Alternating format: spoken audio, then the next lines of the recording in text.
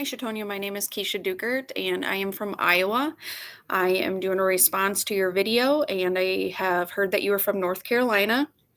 And the common themes or reasons that you saw in cases out there was sexual romantic relationships with clients.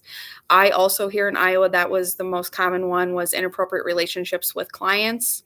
I had read one case specifically that they were into a romantic relationship, and it had stated that they are not allowed to be in a romantic relationship for at least 5 years from the time that the client counselor relationship has ended. I also saw that you had fraud and embezzlement that was common in your findings. I also too found that to be the same thing here in Iowa. Several of the cases were inappropriate filing with insurance companies, Medicaid, for services that were never provided.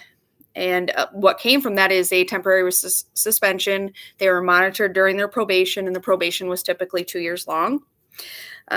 You had said in here about backgrounds. I feel that as a counselor, they should go deep into backgrounds when you're counseling somebody else. So I think it's important that you go in depth.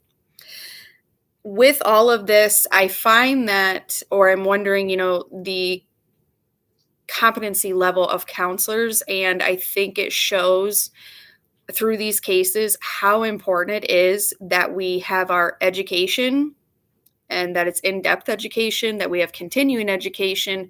We know our rules, we know our state laws, we know the ACA Code of Ethics. That is all very crucial, and by knowing those, you do not run into these instances where you are seeing these cases all over in the states. So I think that's really important, and to make sure that counselors are educated to the right degree.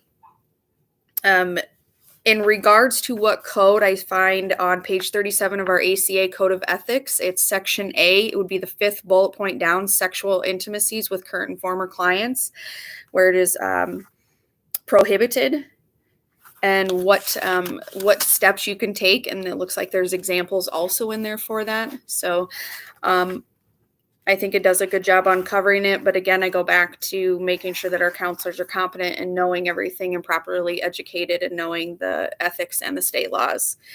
So that is my response, and I hope all is well for you, and have a good rest of your evening.